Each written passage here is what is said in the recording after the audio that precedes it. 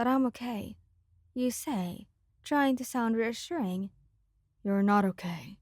Bakugou whirls back to face you. You couldn't remember your own name when you first woke up. You looked at us like we're strangers. Hey guys, welcome back to my channel. And today's video is when you get a severe concussion and they won't leave your side.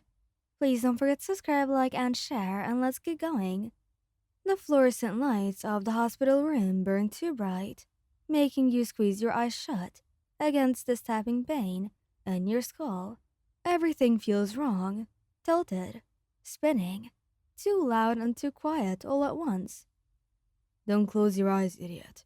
Bakugou's voice cuts through the fog, sharp with something that sounds almost like fear. Almost. His hand grips yours tighter than necessary, calloused fingers pressing against your pulse point, like he's checking that you're still real. The doctor said you need to stay awake. Bakugou, maybe ease up a bit. Kirishima says from your other side, his own hand cradling your cheek with devastating gentleness. His thumb traces careful circles against your skin, and you can feel how his fingers tremble. You're okay, babe. We've got you. You try to speak, but your tongue feels thick and clumsy. What happened? What happened? Bakugou's laugh is harsh, brittle. What happened is that you decided to play hero and took a hit meant for a civilian. Concrete quirk user. Or some shit. Sent a whole damn slap at your head. The memory comes back in fragments. The mission, the villain, the little girl frozen in fear. You'd calculated that you'd make it in a split second. You could take the hit. She couldn't. The girl, you managed to rasp out, is fine. Kirishima assures you quickly, leaning closer until his red hair falls into his eyes. Not a scratch on her. But you. His voice cracks, and he has to stop, jaw working as he fights for composure. You scared the hell out of us. Scared, huh? Bakugou spits the word like it offends him. You drop like a damn puppet when the strings get cut. Blood everywhere. You weren't moving, weren't responding.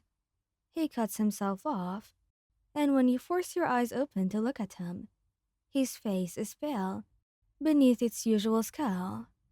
His red eyes are bloodshot, rimmed with dark circles. Do you have any idea what that was like? Watching you just collapse. I'm sorry, you whisper, because what else can you say? Don't.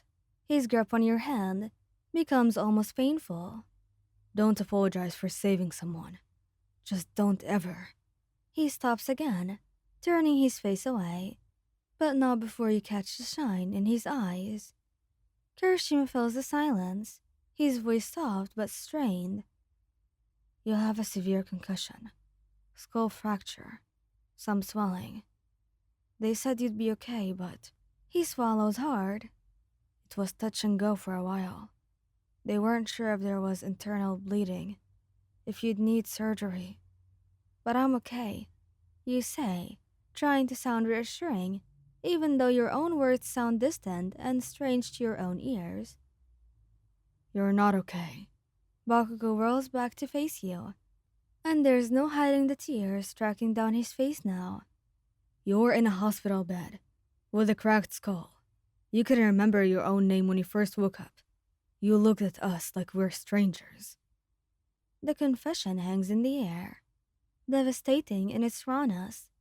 You try to reach for him, but your arm feels like it weighs 1,000 pounds. Kirishima helps you, guiding your hand to Bakugou's face. Your boyfriend leans into the touch, like a man dying of thirst. I know you now, he says softly. I know both of you. I love both of you. Kirishima makes a choked sound, pressing his forehead against your shoulder. You feel wetness seep through the hospital gown. Tears from your unshakable boyfriend who always smiles, who's always strong for everyone else, but never for himself.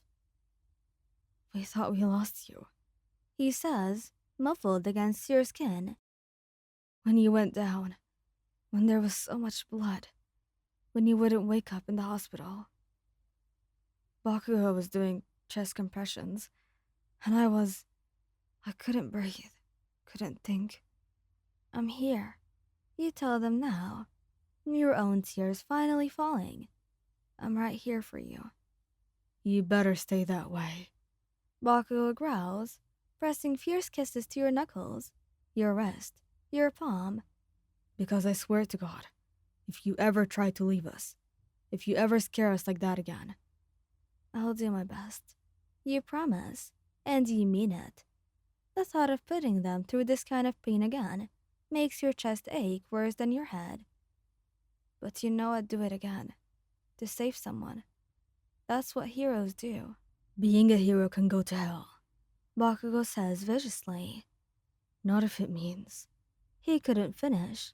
Just presses your hand against his chest, where his heart hammers like it's trying to escape. You're ours. You don't get to just sacrifice yourself. That's not fair, Kirishima adds, lifting his head to look at you, with red-rimmed eyes. We need you. I need you. We both do. You don't get to decide your life is worth less than anyone else's. The irony isn't lost on you. You're two heroes who throw themselves into danger every single day, telling you not to be reckless. But you understood, because when you imagined them in this hospital bed instead, when you picture getting that call that something happened to them, your heart threatens to stop. Okay, You say quietly. okay, I'll be more careful, I promise. Bakugou scrunches his face, studying you like he's searching for lies, and then seems to deflate, exhaustion finally catching up with him. He slumps in his chair, but doesn't release your hand. Well, you better mean that. They mean it, Kirishima says, always the peacemaker, always the believer. Right, babe? Right. You confirm, squeezing both their hands as hard as you could, which isn't very hard at all. I'm not going anywhere. You're stuck with me. That's good. Bakugou mutters. Forever. Kirishima adds. You're stuck with us too. We're not leaving this room. Not until you're better.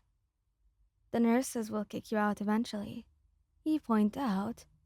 Bakugou's smile is all teeth and no humor. They can try.